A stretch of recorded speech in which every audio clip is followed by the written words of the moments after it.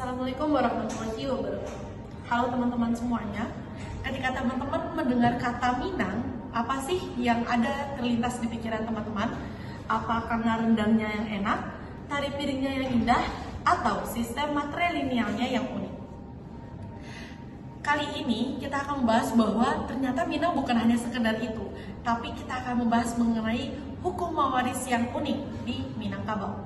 Sebelum itu, di Indonesia itu kita mengenal ada 3 sistem hukum mawaris.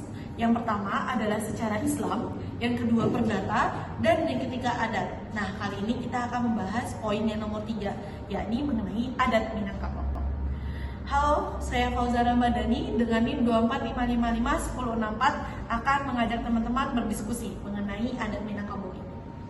Jadi, di Minangkabau kita mengenal dengan sistem matrilineal, yakni adalah keturunan berdasarkan garis keturunan ibu, bukan seperti yang lainnya dengan keturunan ayah.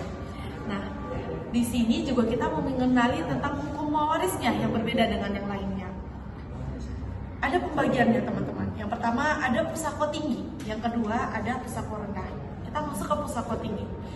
Pusako tinggi itu adalah hukum waris atau warisan yang diterima secara turun-temurun dari nenek moyang dan ini diturunkan kepada garis keturunan ibu.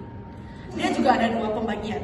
Yang pertama sako, ini diturunkan kepada garis keturunan dari ibu untuk anak laki-laki. Ia berupa gelar kebesaran adat. Contohnya seperti manti, pangulu, dan masih banyak lagi. Sedangkan yang nomor 2 itu adalah pusako. Pusako itu adalah diberikan kepada garis keturunan ibu kepada anak perempuan. Nah, untuk ini ia dalam berupa material atau sumber daya alam. Contohnya seperti tanah, ladang, sawah, atau mungkin di zaman dulu ada hutan, ada sungai, dan mungkin banyak lagi ya teman-teman. Dan untuk harta pusako tinggi itu mereka tidak boleh diperjualbelikan dan dia adalah turun-temurun dari nenek moyang. Nah, tapi ia dibolehkan untuk digadaikan jika memiliki syarat-syarat tertentu. Selanjutnya itu adalah harta pusako rendah. Harta pusako rendah itu adalah warisan yang dihasilkan dari hasil sebuah pernikahan. Jadi ini adalah hasil yang didapatkan karena sebuah pernikahan, kemudian keluarga itu mendapatkan hasil dari pencariannya, mungkin bisa berupa uang, tabungan emas, rumah, tanah, dan lain-lain. Nah, dan ini hukum pembagiannya adalah mengikuti hukum waris Islam seperti yang kita pelajari. Jadi ini bisa didapat oleh anak laki-laki dan juga anak perempuan itu sendiri. Nah, apa sih perbedaannya hukum waris Islam atau hukum waris Islam dengan hukum adat Minangkabau? Yang pertama, itu perbedaannya adalah di waris Islam itu mereka tidak memiliki adanya perbedaan. Jadi kayak semuanya itu hanya memiliki satu tataran. Berbeda dengan adat Minangkabau, ia memiliki 2 perbedaan. Seperti tadi ada pemisahan antara harta pusako tinggi dan harta pusako rendah. Dan yang kedua itu perbedaannya adalah bahwa hukum waris Islam itu dibagikan berdasarkan nasab gitu. Jadi kayak keturunan dari laki-laki. Sedangkan kalau di Minangkabau harta pusako tingginya itu dibagikan berdasarkan keturunan ibu itu sendiri. Jadi kesimpulannya apa teman-teman? Bahwa hukum adat itu sangat berpengaruh gitu untuk kehidupan kita. Jadi kayak di Minang kita yang mengenal dengan hukum besandi syara besandi kitabullah.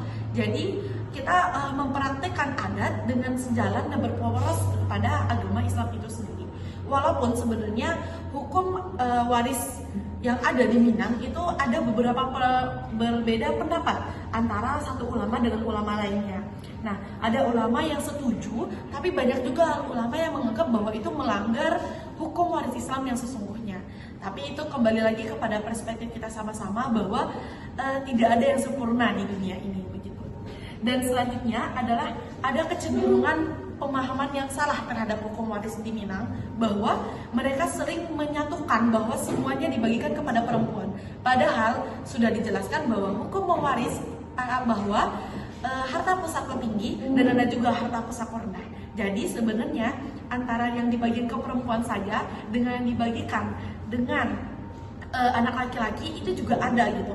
Jadi inilah yang sering harus kita sebagai kaum intelektual atau sebagai teman-teman yang berpendidikan dan mengetahui tentang ini untuk memberitahu kepada teman-teman bahwa hukum Minang itu ternyata lebih kompleks daripada yang kita tahu selama ini. Nah, mungkin hanya ini yang dapat saya sampaikan. Assalamualaikum warahmatullahi wabarakatuh.